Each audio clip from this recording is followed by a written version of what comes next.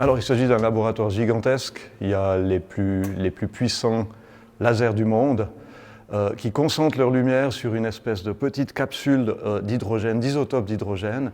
Et puis cette concentration donne une pression sur cet hydrogène qui le fait fusionner.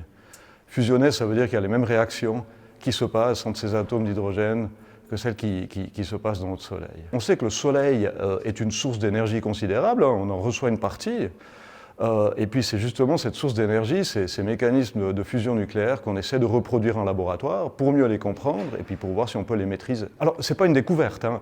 L'étape principale qui est arrivée cette semaine, c'est que tout à coup l'énergie qui a été communiquée à cette petite capsule était inférieure à l'énergie qui a été produite par après par cette petite capsule.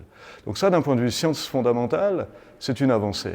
Par contre, d'un point de vue implication sur la société, d'un point de vue production d'énergie, ça n'a absolument aucune espèce d'importance. L'énergie qui a dû être donnée à la machine pour produire cette énergie dans cette petite capsule est 100 fois, 1000 fois plus grande. D'un point de vue science fondamentale, c'est une belle expérience, c'est une expérience que je respecte et qui méritait d'être menée.